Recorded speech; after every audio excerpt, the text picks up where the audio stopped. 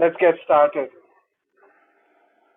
Assalamu alaikum, everyone, and welcome into hopefully what is the first in a series on applications and on the life of uh, the people who have gone to Harvard, who have studied there, and what that was like.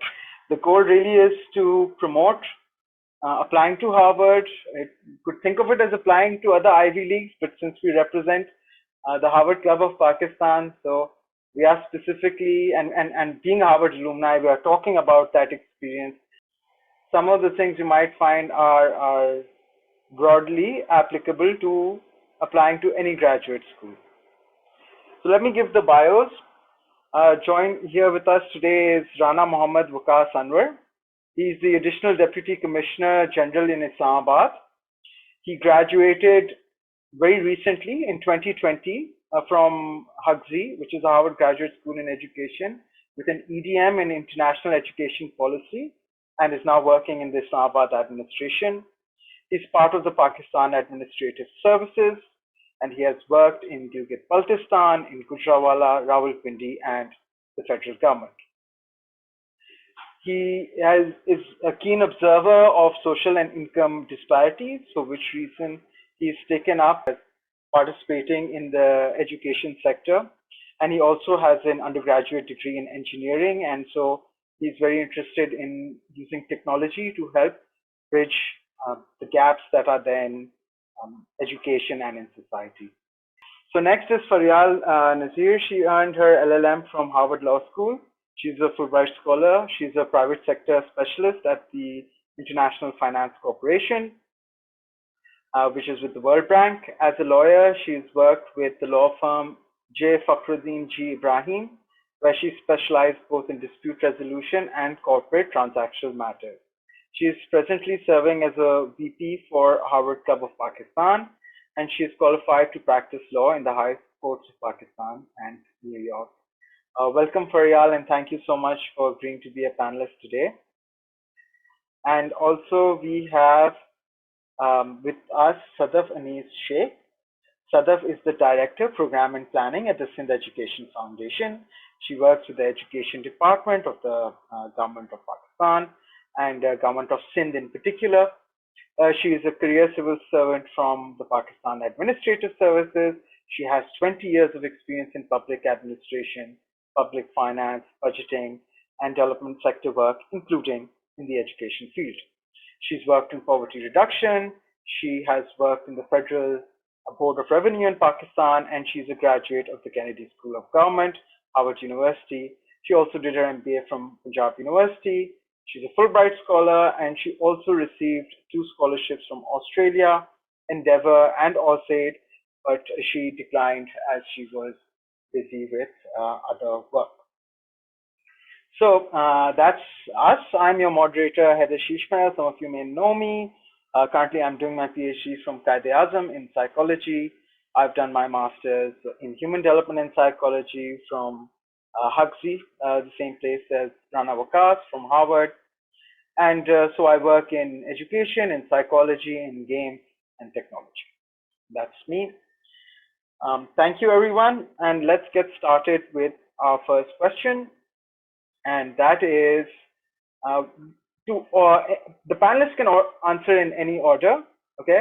It doesn't have to be the order that I've introduced you, but each question is for all of you. If you know, feel free to chip in. So in few minutes, let's talk about the early life, because I know here we have people who are applying for undergraduate, we have people who are applying for graduate, we have people who are applying for postgraduate. So I want to ask, when did you know that you wanted to go to Harvard? How old were you? And was it something that you thought about frequently?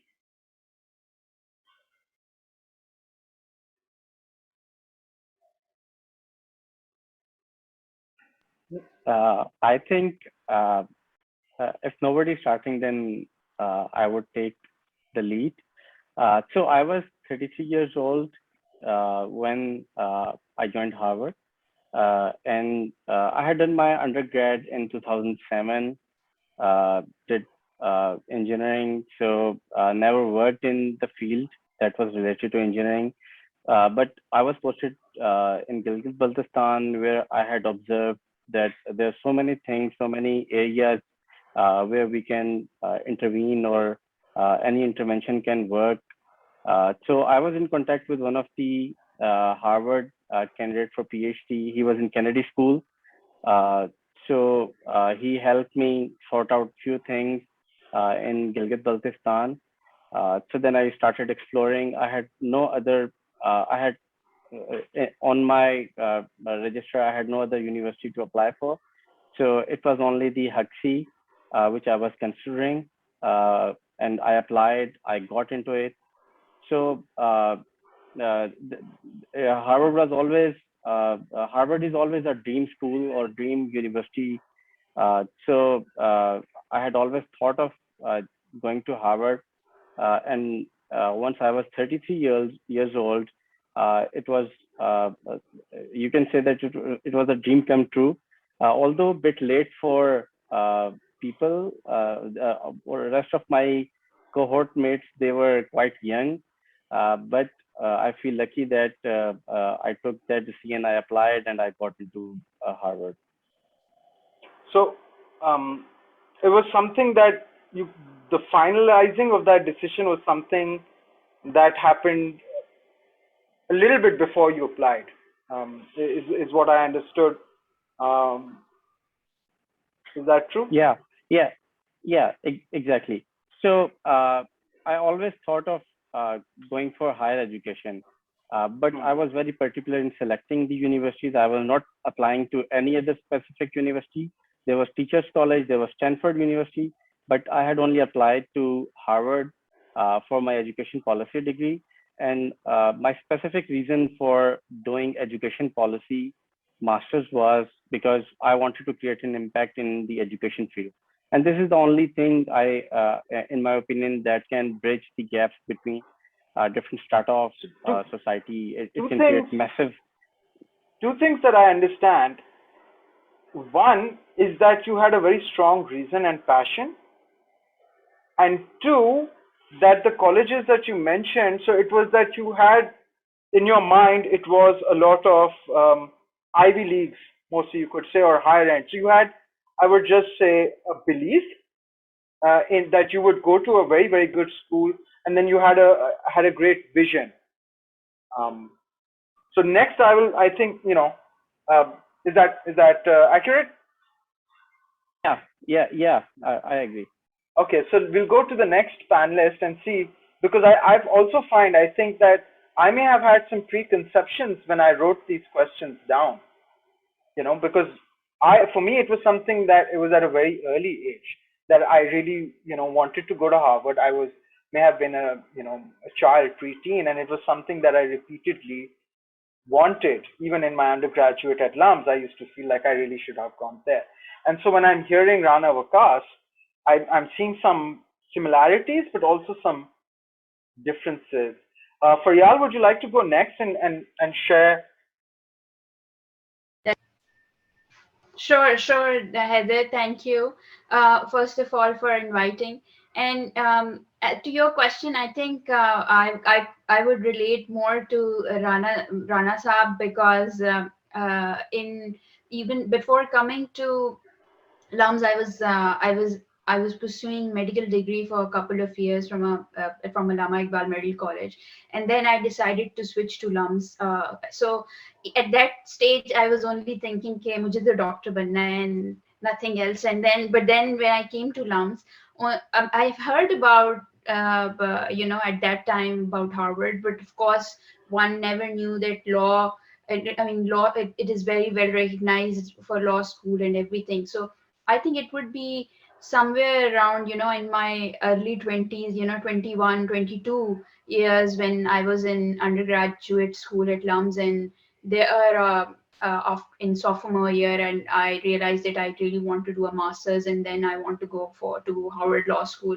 Of course, it was one of the top most priorities for me. But then my admission, as you already mentioned, that was very much contingent on the Fulbright scholarship. So it was not a do or die for me, but this certainly scholarship was a very important consideration for me, and I feel very fortunate in that way that I got into a very good school. And ultimately, as you are aware, that Fulbright does not accept your preferences as set in stone. Rather, even if you are accepted to all the schools, they then try to negotiate and try to place you to an institution which is more suited to their priorities as well.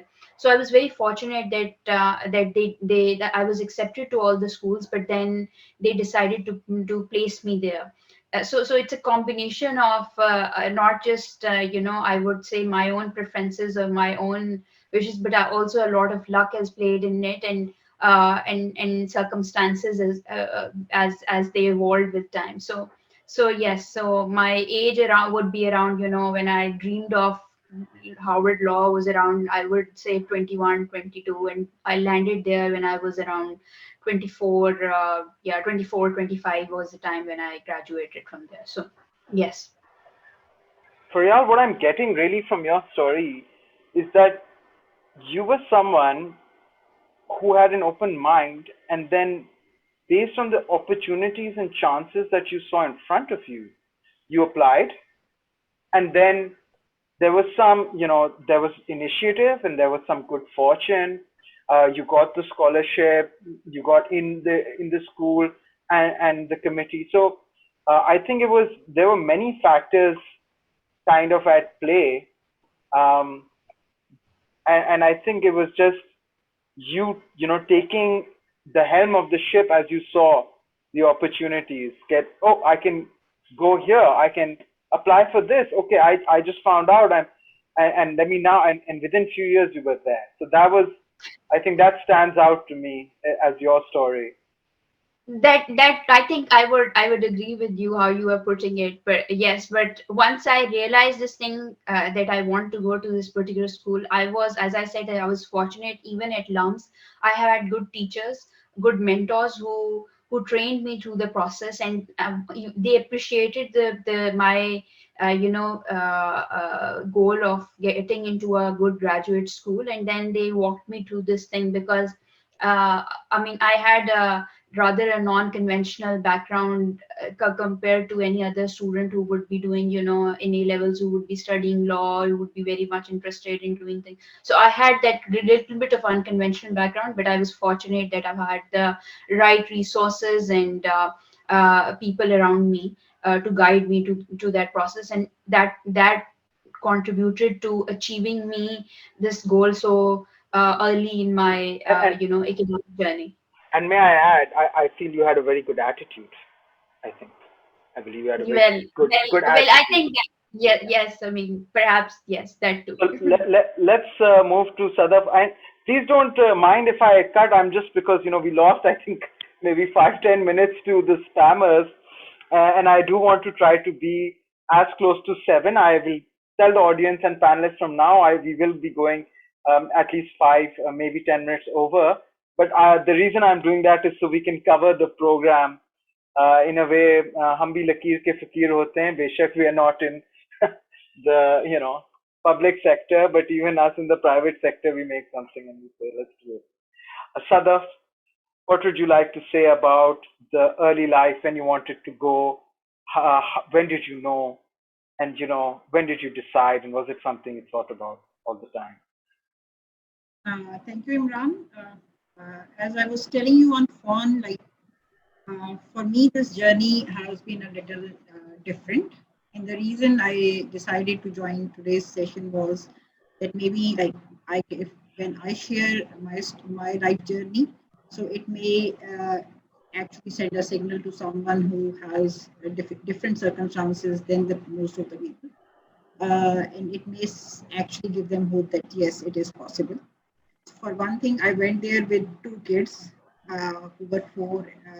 My elder one was 4.5, and the younger one was 3.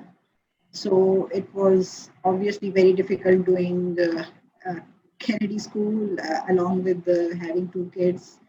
My early journey, I always wanted to be a civil servant. that was my dream job.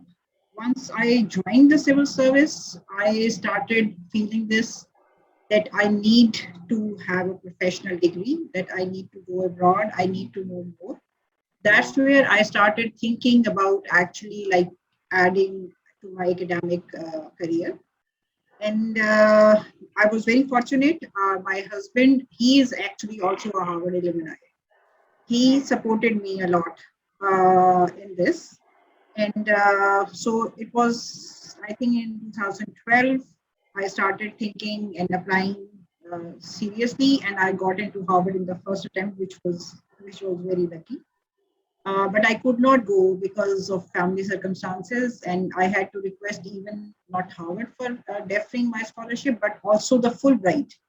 And Fulbright actually does not really defer. But again, my luck worked, and it got deferred. So that's how my journey started. And but I'm very happy to be part of this journey. And the same way it goes now that I now feel the need of going back for a PhD. I feel that now is the stage I should actually be learning more because there's so much to learn and so much to contribute. So that's how I mean. That's about me. But you can see that I was more than me. I think my husband was very committed to this. So here I am. There are a few themes that I'm seeing, Sadaf, in your story. One is circumstance. Some might say challenge or adversity. I mean, certainly one wouldn't normally call children an adversity, but it feels like, that it takes a lot to not just go, but to go while being a mother, while taking children. And often I find people use these as an excuse. But first thing I would say is that you didn't use anything as an excuse. If you were to broadly call it, it was a challenge or a hurdle. You took that. You said, I'm going to do it. Second thing I'm seeing also in you looking for opportunities. So you look to make it happen. And that's also clear, I think, other than Fulbright, how you applied to ORSAID and you got the Endeavor Scholarship. So you're a person who looks for and then applies for opportunities. A third thing, and I think this is very important for the audience to know, is that as your husband was an alumni, that was something that went in your favor, which you rightly acknowledge. And I've also counseled my students that if you want to go to a school, first talk to the alumni who are there, because that will give you the idea whether you're right fit, whether you're even applying to the right program, whether the culture and what they look for, because every school has their own sort of thing. So that's one of the things I tell people is that make friends with alumni. Of course, I don't imagine that everybody would have that kind of access that you did, but nevertheless, I think it's an important one. And I think the fourth thing I've seen in your story is somebody who's looking to continuously learn, and even today. And I think that's also something that I believe Faryal and Rana Wakas and myself also have, is that, we're interested in this, we want to learn about that. And so that's, I think, a common Yeah. theme. We're going to move to the next question. And let's very, very brief, in like 1 minute. In 1 minute, can you tell me, starting with Rana Wakas, what made you believe, and you said you applied to all these Ivies, you applied to Teachers College, you applied to Columbia, you applied Harvard. So what made you believe that you would get into a place like Harvard? Yeah, just a small correction. I did explore Teachers College, Stanford, but I did not apply. It was Harvard that I only applied to. So I had I had clarity in my mind why I wanted to go for this degree.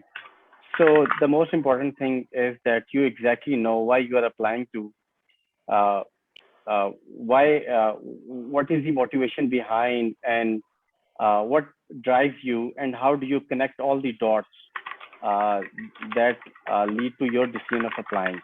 So once everything is sorted out, you have clarity. And applying for a university like Harvard is not uh, even weeks process, even months. It can take years to decide and to clarify yourself, to jot down all your feelings, thoughts, and the processes. So once I had written my story, it was penned down, everything was right. So I exactly knew that I'm going to get in. So I did not bother to apply to any other university. I think you've touched upon so many of the things that people who are applying right now need to do. Focus, clarity, drive, connecting the dots. It feels right, and then you know. Faryal, what would you say? Well, I would say, there were combination of things which were, when I was applying, which were in my favor. One thing certainly, since when I was applying, I was already a Fulbright. I received the scholarship, and then you apply for the process. So one thing was that among a pool of scholarship, a pool of applicants who are going to the applying for the law school, there is of course this thing that one person is a Fulbright scholarship. That also gives a comfort to the university. So I thought that that's a positive thing which goes in my favor. The second thing was that of the public service, because at that time I was working as a law clerk for one of the justices of the Supreme Court. And in legal field in US as well, it's quite a very prestigious position for a recent graduate to work as a law clerk and very closely as a research. I mean, you can think of think of that person as a research associate to a judge. So that was a very good thing for me on my resume. And I had previously interned with competition commission and those things. And that public service side really brings a story as well as a perspective to your application. So that was a good thing for my application, and I thought that that distinguishes me in a way from other applicants who would be applying, who are either from my own school or from other schools or universities. The third thing, of course, would I thought that I graduated with good grades from my own law school and from LUMS, so that was a good thing. And on the other hand, I would say that something which was not in my favor was probably that I didn't have a lot of experience, and that, I mean, that could have jeopardized my application in a way. But if I've had there been a more senior person applying, or they would have considered other people of similar stature, but with more work experience. But fortunately, it worked out well for me. Those were, I would see the pros and cons of as I see for my application and for my I think candidature to the school. What I'm hearing, Faryal, is that what happened is that things were falling into place, right? It was like one by one, got good grades, had some good work experience, got the scholarship. In your perspective, you felt like it's the right time and you were distinguished. So most of the things, and I think just like Rana Vakas, what I heard also was that it felt right. Things were kind of like falling into place. And also, I think you're going to ask later about imposter syndrome, but this was also one thing that you felt maybe I'm not the best candidate. I think others are more experienced, senior, but you still took the plunge. And I think that's very important. Sadaf, to you, what made you believe that you would get in?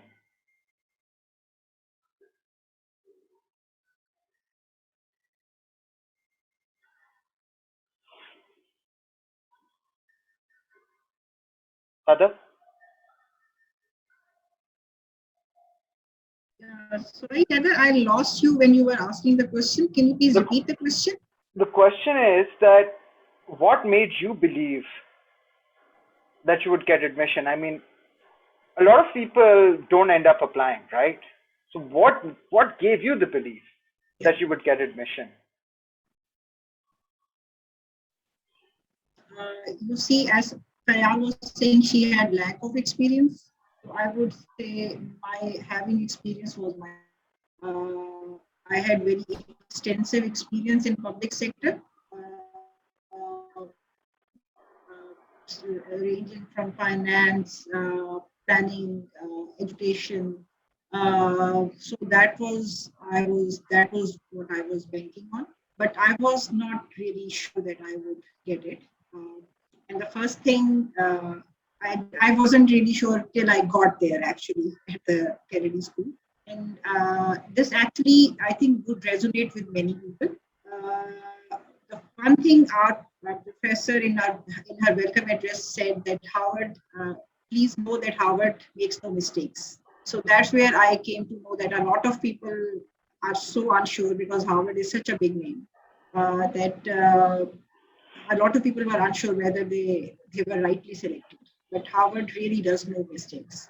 And I would say that when you study over there, you go to the, so you see those people, all those people who are around you. That it's Harvard which is contributing, but the people there are also contributing to the learning.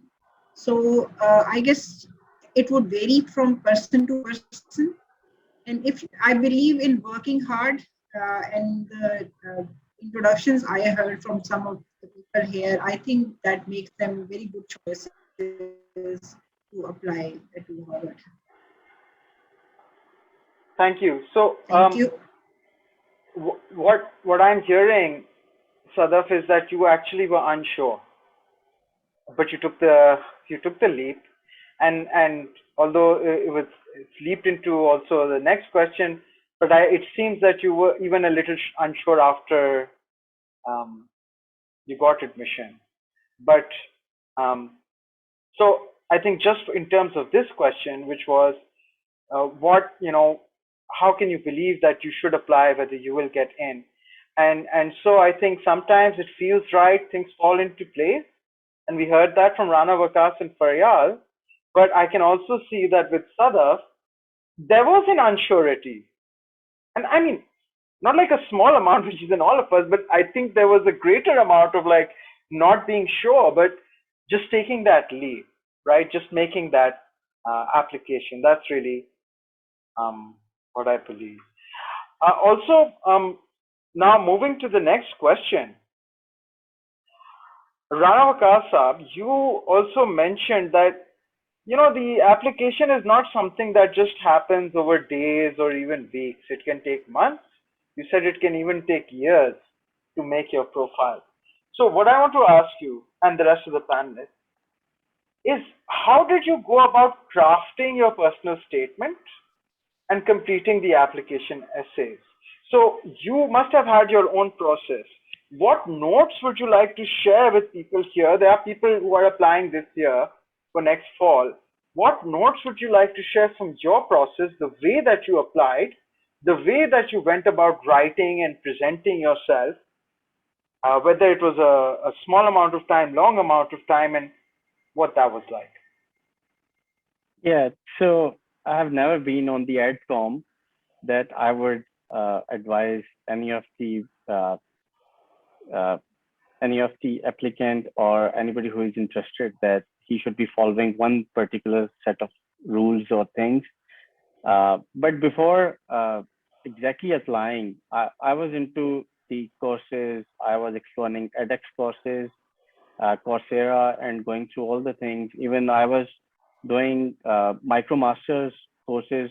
They were available on the edX to just understand the policy process, policy analysis, development policy things, and just getting familiarity with all the terminologies, and the practicality was the thing I was dealing with, but I wanted to understand the theory behind everything. So that was the process where I started to narrow down my own things, my own focus on the degree. And then came the process of deciding to apply for a particular year, and then the process of writing the application. So with my experience, I would resonate with Ma'am Sadaf. She had all the experience. So I had also tons of experience. So I had to decide which story not to write, not to mention, and which story I had to focus more on the application. So it's not always to mention everything in your application. You have limited number of words. You have to just mention the right stories, which you can understand, by understanding the program you are applying to. The foremost thing is the understanding the school you are applying to, then to the program. Hutsi has had tons of programs available. Now they have just narrowed down all the programs and they have just made four concentrations. But once I was applying, there were 13 different programs. So you should understand the school you're applying to, understand the program you're applying to, and then connect it with all your experience and your future plans. You want to work in particular field, you want to pivot, or you want to switch careers, whatever you want to do. So understanding the school, understanding the program, and then understanding your own past and your future. I would advise all the applicants to follow these steps, and it would be much helpful.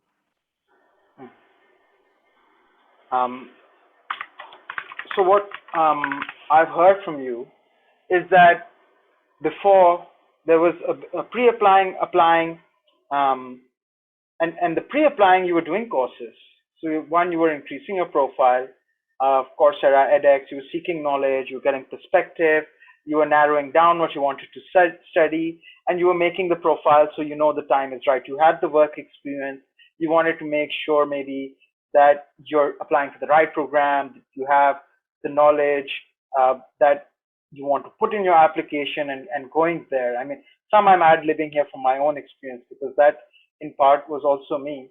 And then in writing, and I think the best thing you said in this portion is said what not to write. And you said that everything doesn't need to be written. You have to choose which stories to tell. And this is something that I see in students. मगर मैंने ये भी किया था तो मैंने ये भी किया था तो मुझे ये भी लिखना है. You don't have to write everything you did. No, but I also did volunteer work. You know, you ask what volunteer work experience. Oh, I volunteered here. Tell me the one that's important, which actually molded your personality, right? Would you like to say a little bit more about choosing the right thing? When you say what not to choose, how does one decide? Yeah, so important thing is that at one moment you are mentioning that you have done one particular thing, you have transformed the life of a family, or you have volunteer experience that has brought in tremendous results for everybody involved, or you have some experience that has transformed your that has transformed yourself, or that has an impact. And in the next line in the resume or one of your story is such a small thing which AdCom would never like to read next to your very important life transforming decision or moment. So it is very important to see the bullets of your resume, and among those bullets, it is also important not to repeat everything that is in your resume or your CV. So selecting the story has to be in consonance with your experience and the kind of impact. It doesn't matter that if you were working on $100 million project or even $100,000 project, but the thing matters is the impact that particular program has on you and on the people you were involved with. You know, what I feel is that I think what I want to reiterate is what you talked about when you say when you're talking about something that's life transforming, whether it's, which had a huge impact, whether it's for you or whether it's a person who it had the impact on, and then obviously necessarily it had such a big impact on them, so then it also had an impact on you.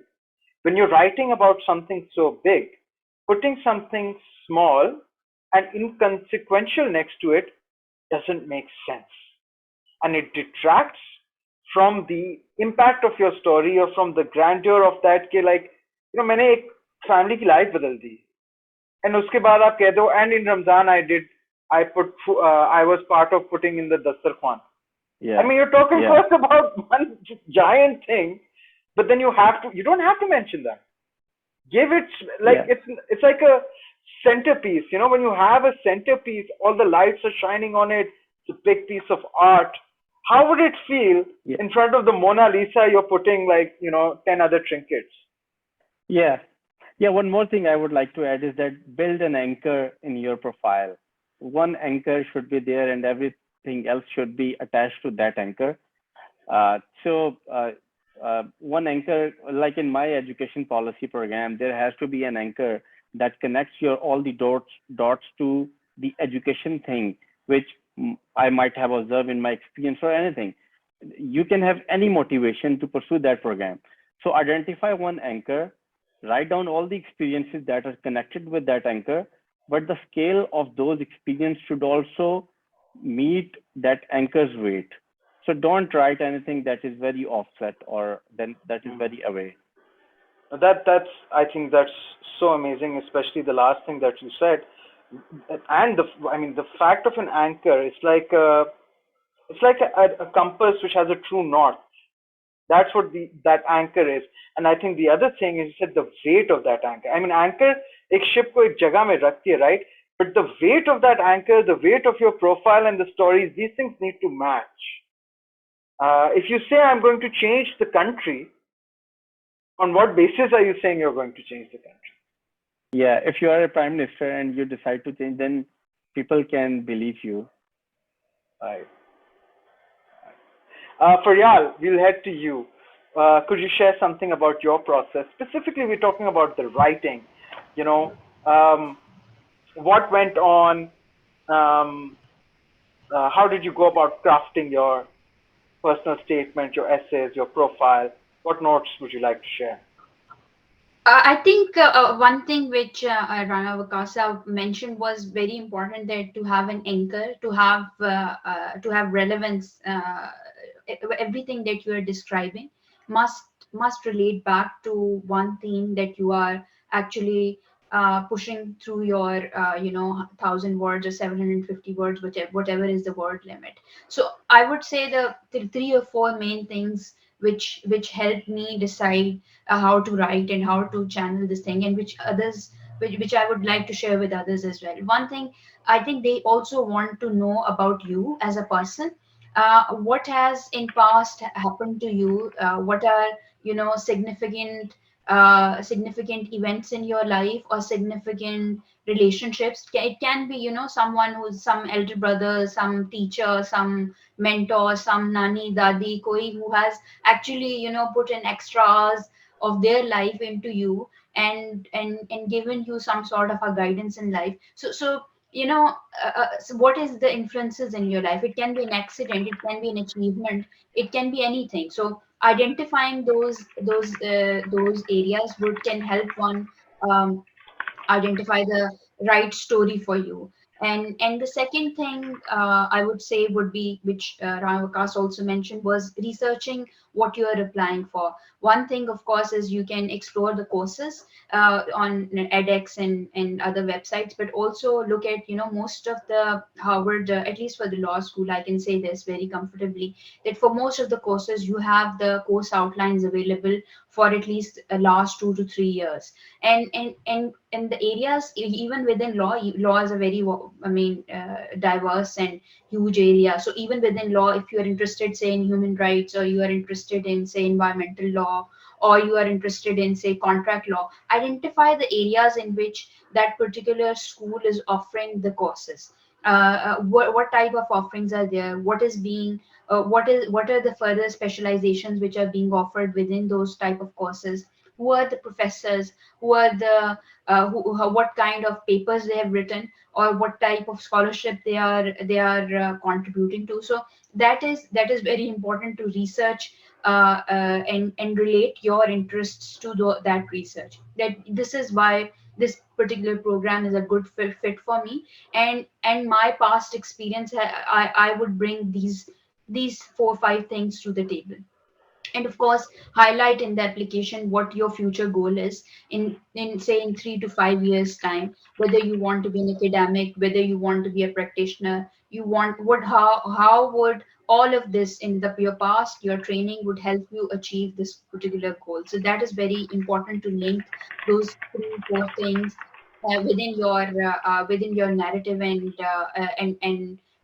tell the reader that what you are trying to achieve, and how you are what is your unique, selling point, and why you should be given this chance compared to, 1,000 other people who are applying for the same position.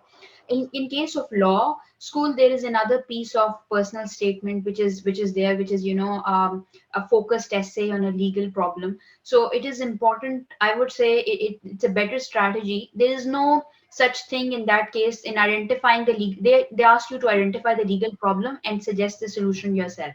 So there's no harm in identifying even a very small legal problem. But if once you identify the legal problem, then drill it down very well.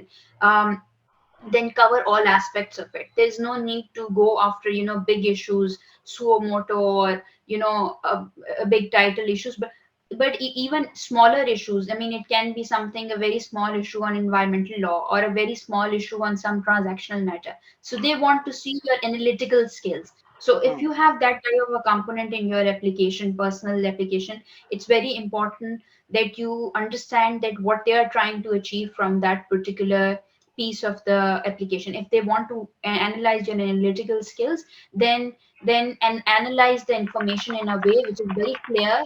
What you are Identify the problem, identify the solutions. In the solutions can be not just legal solutions, they can be, policy solutions as well, they can be, advocacy solutions as well. Go for all type of alternatives. So these would be my suggestions. And also one more thing, sorry Heather, I'm just taking too much time, but it would be good to get your application or your personal statement read by multiple type of people: your teachers, your parents, your siblings, your friends, your cousins, because that brings a perspective to your application, that opens your application uh, to a wide range of audience, and they would tell you, as an outsider, how do they perceive. Not necessarily, they don't need to be subject specialist in your area. It should make sense to everyone who is reading. It should Absolutely, be simple and absolutely, specialized to the thing. absolutely, Faryal. I think thank you. Definitely, reading by multiple types of people, and I think connecting that to your previous point and broadening it out is that no person is so small that they can't give you feedback. You don't have to change it according to what they say. You just have to listen to what someone's perspective is. If it's your sibling, if it's your friend, it's your parent.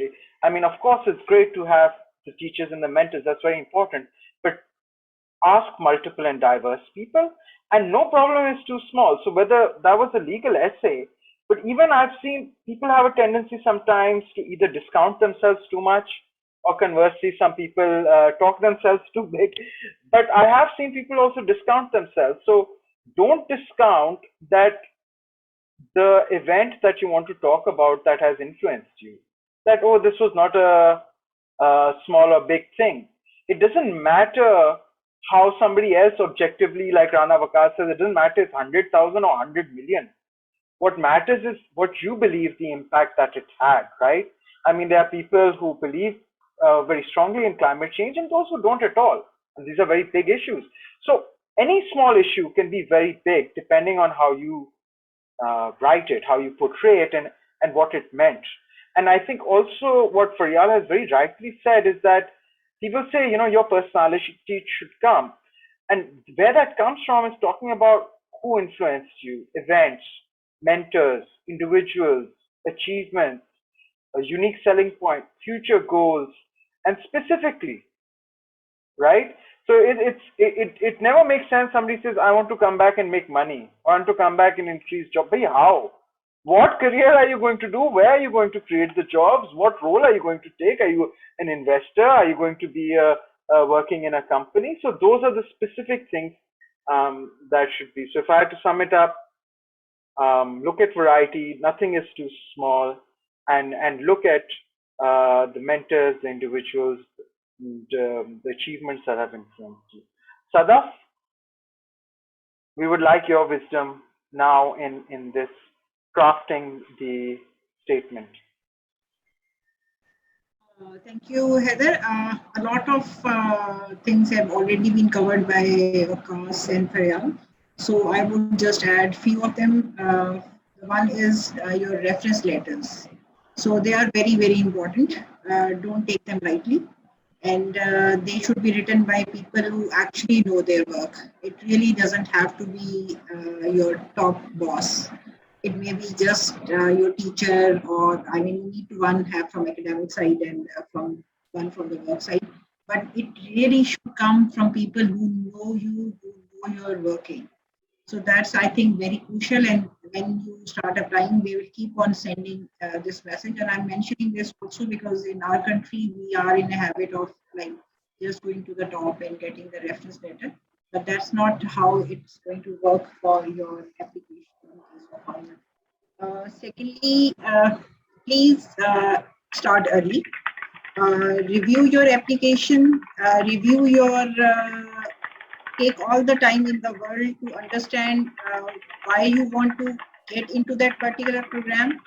That clarity has to be there, because only then you will be able to actually convey this argument, because you have to convince the admission committee that you are a good fit. So if you are yourself not sure why you are a good fit, you are not going to convince them. So explore the website. Harvard offers a lot of webinars, a lot of things which you should listen, and listen very carefully. Look for clues and connect the dots. You see, read the question carefully. Maybe you can just pick up 2, 3 words like which are important. And when you are writing your essay or your personal statement, keep on going back to them and review your application as many times as you can. And really, a real life story should emerge out of it. Uh, they should be able to understand you through your relationships and through your work or education through your application. You are not going to be there.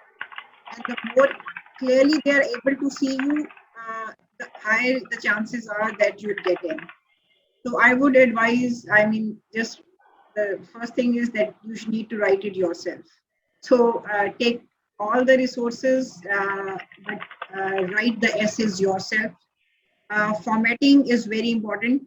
They do pay attention to this thing, like how much the word count was allowed. Is Sometimes we forget like how to format a email properly. These all things, small things matter. So because they are looking for clues, what kind of a person you are.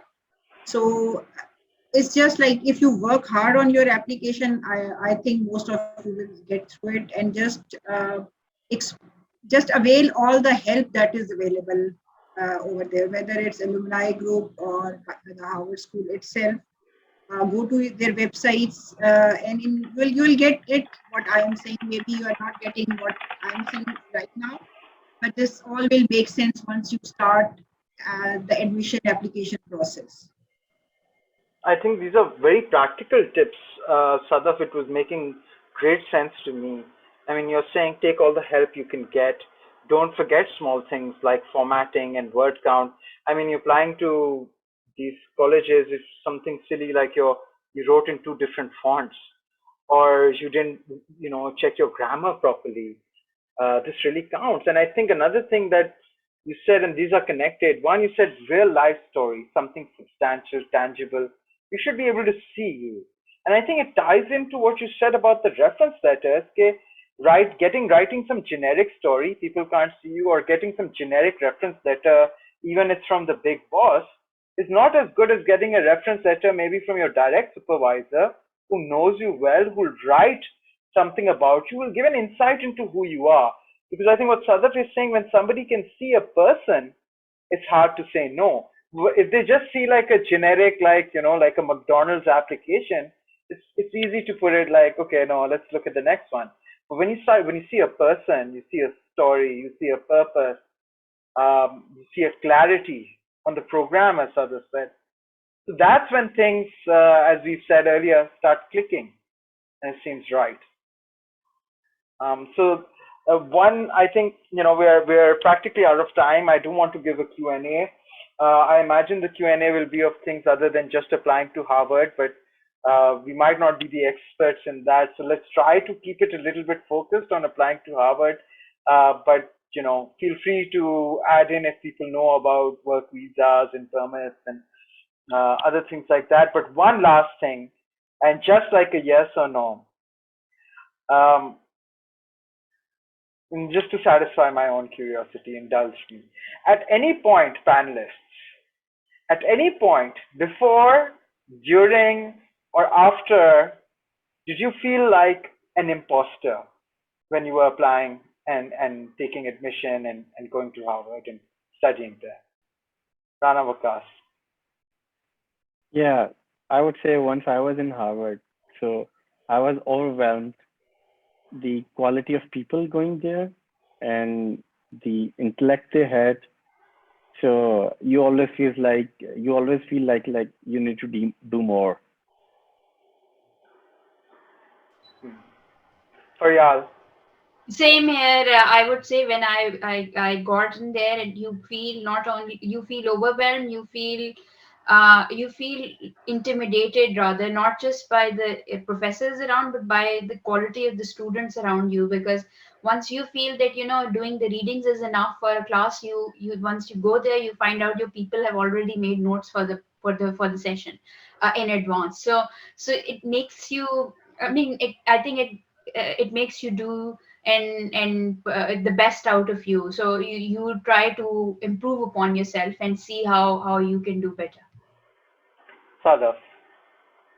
Yeah, I think already said that my professor said that Harvard makes no mistakes. So that's an overwhelming message you get because it's not only the professors, it's not only the Harvard itself, but the people around you. But the more you open up, the more authentic you are, you feel at home. I'll share my example. I was incredibly confident applying, but the moment I got the acceptance, it was like a bomb fell on me. So, and I couldn't believe it, and I not in like a good way, like oh I can't believe it, and like I can't believe it, and there must be a mistake, and I don't think I can do it.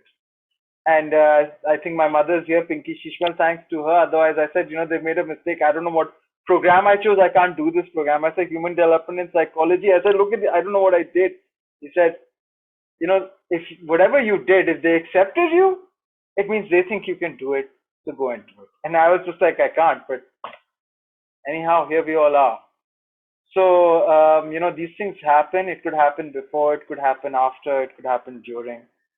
Um, and that's I think that I'm just saying it to let other people know if there's any fear, just work through it. It's part of the process, and it's very common. All of us here have had it, and we're going to open up to questions. We will take verbal questions. I believe chat pe to logon ne already. I think Sadaf has really been very active on the chat and has applied. But would anyone like to ask a question from the panelists? Yes, may I go first? Yes, Bisma, please. So my father went to Columbia through Fulbright, but he was waitlisted for Harvard. So given the fact that undergrad is even more competitive, what advice would you give to a Harvard undergrad aspirant aside from the points you've already mentioned? It sounds a little cheeky. Would anyone else like to go first?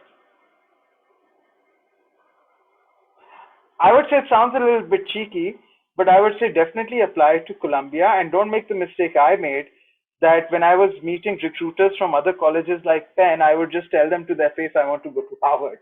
So when you meet somebody who goes to Columbia, first of all, apply to Columbia, you have an advantage there. And if you meet anyone, first figure out who they are. If they're from Columbia, आप Columbia की तारीफें करना, Harvard की नहीं करना, वरना आपको उधर ही वो Columbia X कर देंगे.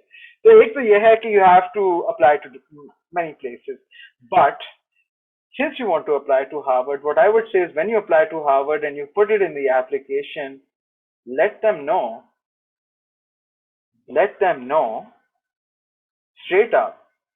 I mean, you have to weave it into the story, but say, my father didn't get in and he got to Columbia, and all I want is to go to Harvard and I don't want to go to any other thing, and just let them know. I would look upon it favorably, but it depends on who's sitting on the committee that day. These things, just like Faryal said, it's also so much about good luck. But I would just say that. I would say that it's my dream. That's all I want. Like, See, like, my father's an alumni in Columbia. You have to write it in very, again, it's not about your father, it's about you. But you can say that I'm a legacy in Columbia, but all I want to do is go to Harvard. And I think people like that. When people hear, oh, acha, you like that so much, you're willing to, say that. Anyone else would like to add? You have to do it diplomatically. Huh? Anyone else have something to say to that? Any other I questions? guess you answered well. Yeah, I guess you answered well. That was all that could be said. Okay. So Sadaf agrees with me. Any other questions? There are some questions in the chat about early action, about SAT scores. वही बात है, जितना गुड़ डालोगे मीठा होता है, everything helps. Good score helps, but Harvard rejects half the people with perfect score. ठीक है? So good score alone doesn't get you, but obviously a good score is a good score, and good score is, but it doesn't replace the essay. Okay, so good score helps, but it doesn't really change the fact that there's a lot that goes into it that's not the score. Somebody had the hand up. Can I ask a question? Yes, that's what we're doing. Okay, so I wanted to ask, is there any age limit for the masters? Let's say if you are going in your 30s, so is there any age limit that will impact our application or not? So I think, Heather, I should be answering this because I was 33 years old. My undergrad was in 2007. So after almost 13 years, I was applying to, and I got into the program. The average cohort age was 27 or something. So it doesn't matter. If you satisfy the admissions committee, you're good to go. You have to show the passion. Although age does matter in some of the programs, like if you're applying to MBA, most of the students in MBA programs are quite young. In US, its average age is 27, and that I know because I had taken one course at Harvard Business School also.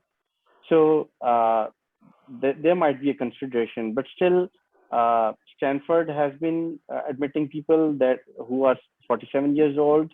Harvard has been doing, and I had one of the student in our program was almost 45 years old. So people decide to do their degrees at whatever age they like. They have to justify their program, their application, and they have to win a place in the program. That's all that matters. Absolutely agree. Absolutely. And just to add to what Rana Kasa said, in my class, the oldest person was, I think, a 56-year-old lady who had, who had a child of my age who was with her. So I think you need to justify your application and why you are applying at this stage, and I don't think age is a limit as such, unless of course there are some of the specialized programs like MBA where it would be harder for you to justify the age in which you are applying. I think even there it could be, but it becomes harder. But as long as you have a good purpose, usually age is not a deciding factor. There were people in their 50s when I went as well, in their 40s, people in their 50s.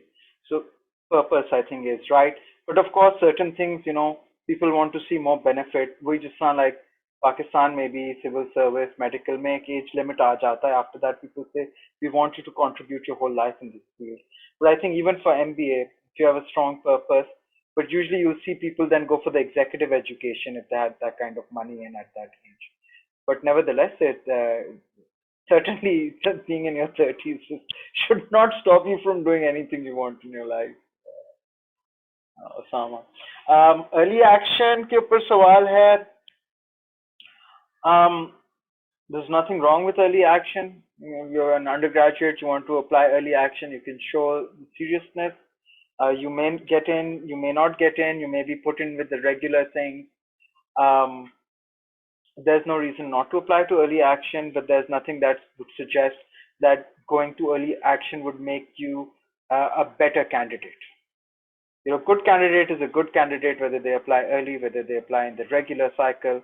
But of course, the sample that's going in early action, it'll depend from time to time.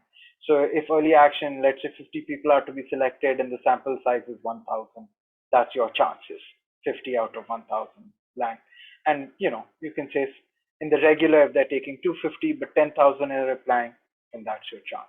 All else being equal, right? If it was just a pure random drawing.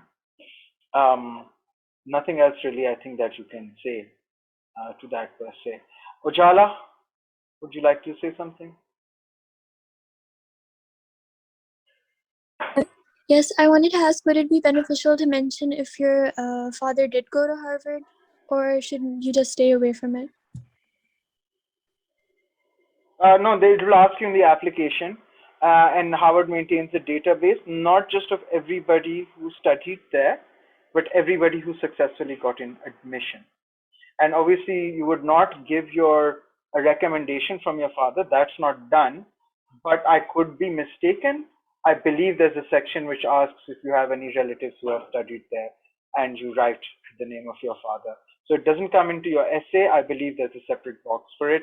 Others can help me out there. For Riyal, Rana, Waqas, Sadaf, I believe there's a separate box that asks if you have any family who went. Sadaf, your husband went, so you would know. I think you should mention it. Not in the essay, obviously, but I think they do ask for if someone from your family studied in Howard before. So I'm hoping for my children, they can mention that their both parents went to Howard. So that's a plus point. There are two places. I believe Ujala, it is got a separate box, but there's always something. Sorry, I cut you, but there's another place sometimes that there's a box that's called additional information or other information. So there are at least two places you'll see, not in the main essay, but in the application you'll get to mention. Rana Saab, there's always one of the options that asks you if some of your sibling or relative is applying to, and also if some of them have already studied at Harvard. So my wife was with me. She was doing 2 years program from Harvard Medical School. We started together, but both our decisions were independent of each other, because her closure date was in November and then mine was in December. So I had not submitted my application, but she had already submitted. In her program, neither in my nor in her program, nobody asks us if we are applying together. But in some of the programs, they do ask if any of your sibling or spouse is applying to this particular program and they're applying together. So some of the schools do collect data, but I'm not sure if that helps. We have heard stories like Harvard do accept legacy or something kind of quota is there, but I'm not sure about that. Yes, I think you very rightly pointed out that I think in university admissions it helps, but in scholarship admissions I think it is considered adversely, because I've heard cases where one family member got a scholarship, say Chevening or Fulbright or Rossett, and another family member or say sibling applied for a similar scholarship, and they ask you, so they say we don't want to give the same scholarship for two people in the same family. We want to diversify the resources. So there, I think it's considered adversely, but for college admissions, probably it is helpful. I would also say it's helpful. In a place like Harvard, legacy does count. That's just kind of the way these types of schools work. Elite schools do prefer to have legacies. Um, I don't believe it will go adversely, but I think Faryal said that in things like scholarships, sometimes it can go against you, but not in a Harvard application. I definitely would put that in there. It's important, not in the main essay, but elsewhere. Should mention it. Okay, I believe it's namaz time, and we are now closing in 15 minutes over. So thank you, everyone. The people who were not able to attend, there were some which I felt were real people. I only I let in a few people who had given their full names. It seemed safe, but for the benefit of the group, I actually did not let a lot of people in. No doubt some of those were spammers for sure. I think the Indian name ones were all spammers. I don't know what's happening. But there were others I'm sure who missed out, but that's why we're recording. And I will send that over email. So if somebody reaches out to one of you panelists, my apologies, but unfortunately, we had to get the program started and we could not interrupt. And so they'll get a recording.